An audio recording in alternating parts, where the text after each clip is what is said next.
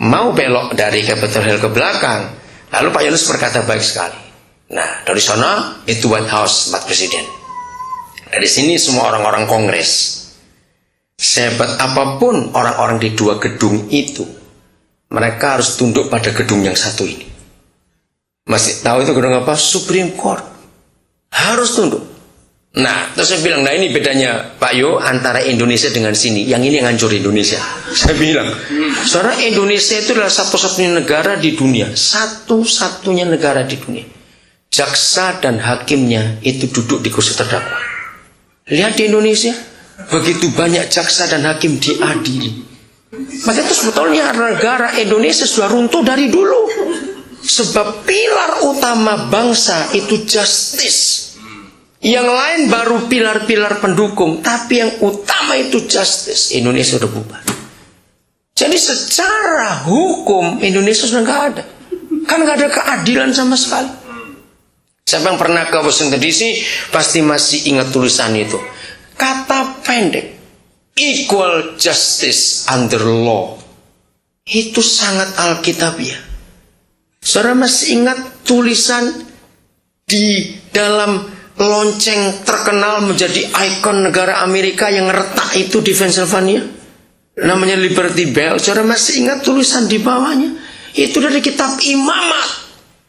Proklamirkan liberty di antara semua orang. Itu seruan Tuhan lewat Musa. Saudara, di sini kita melihat betapa dahsyatnya Bapak kita itu. Maka itu kenapa kita di Amerika sudah berubah konsep tentang uang. Kita nggak bisa nyuap loh di sini. Nyuap malah ditangkap kita. Betul nggak? Kalau Indonesia lain. Itu yang merusak. Maka itu sedih kita lihat negara kita ini. Sedih sekali. Saudara, mari kita belajar sekarang.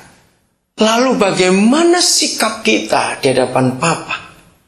Kita harus sungguh-sungguh bisa menempatkan diri.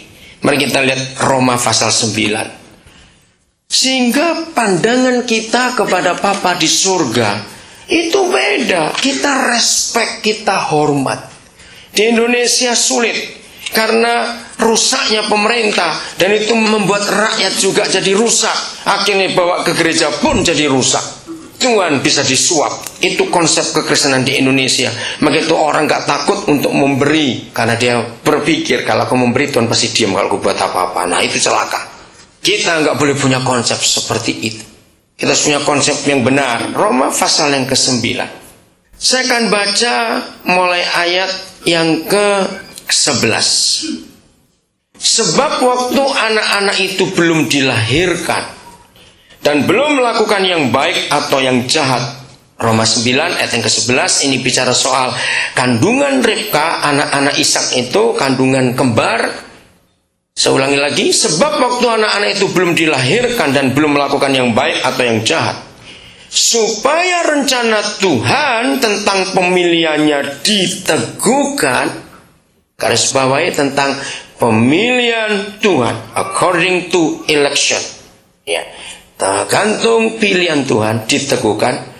Yang kedua, garis bawahi bukan berdasarkan apa perbuatan, tetapi berdasarkan panggilannya. Jadi ada 3 hal. Pemilihannya bukan berdasar perbuatan dan berdasar karena panggilannya. Semua agama di dunia, dan itu konsep yang dipakai oleh sebagian besar bangsa Indonesia, karena bangsa Indonesia itu umat beragama. Beda, umat beragama dengan umat bertuhan itu beda. Oke?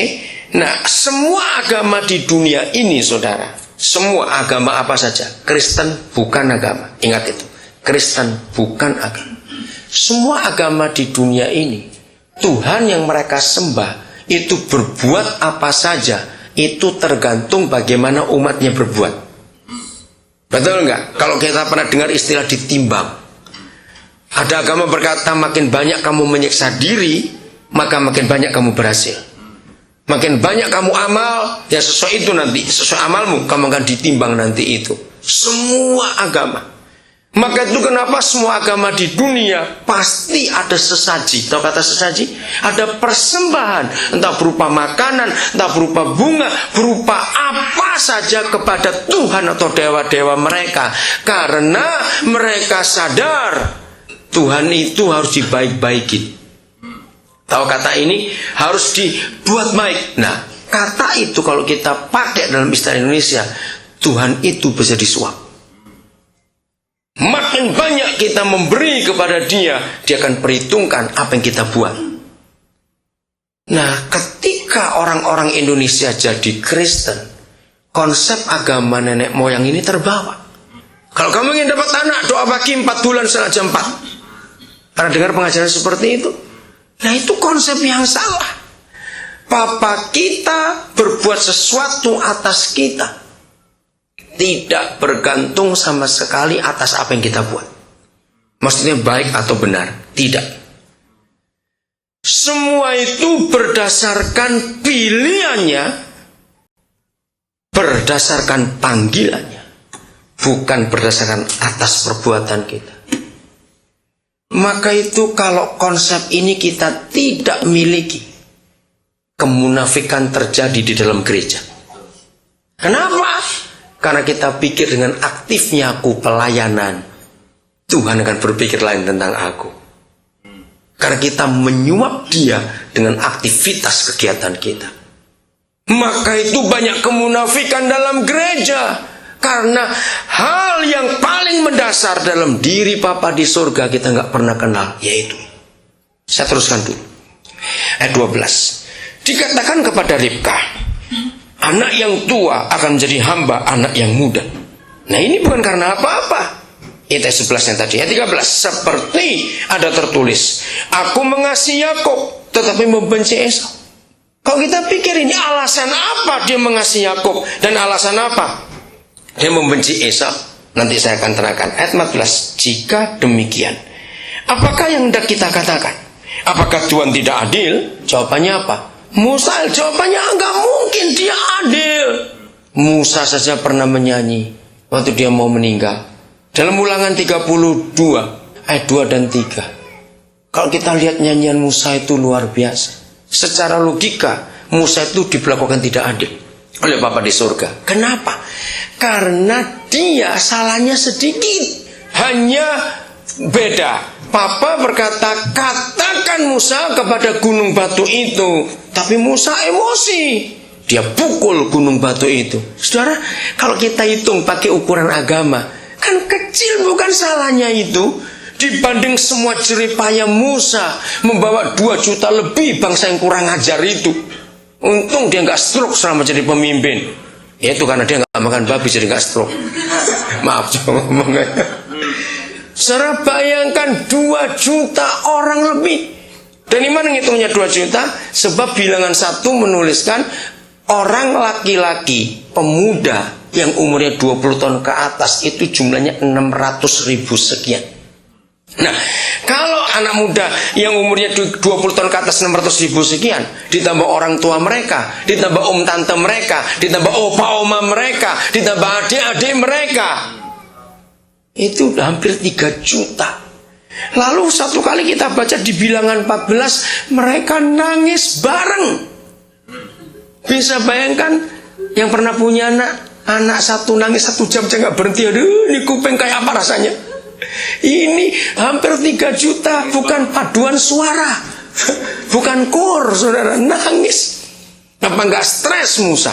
Di situ saya pertama kali lihat Musa marah, dia emosi. Tuhan, dia bilang, bukan aku yang melahirkan mereka, kenapa harus susah ngurus mereka? Itu Musa stres betul hari itu, saudara. Tapi dengan lembut Papa menjawab, tenang, aku akan urus mereka. Musa ngomong lagi, dari mana dapat daging? Kalau saudara baca bilangan 14 akan tertarik saya melihat reaksi Musa. Kalau toh ada orang bisa nguras laut katanya, tangkap ikan, gak akan cukup ngasih makan orang segini banyak. Bayangkan emosinya Musa. Papa bilang, tenang Musa. Lalu Musa diperintah pasang jaring, net. Terus aku akan datangkan angin timur, burung puyuh. Nah lihat itu, saudara, ada banyak masalah yang Musa hadapi, tapi salah sedikit saja nggak masuk kamu. Hukumannya begitu berat.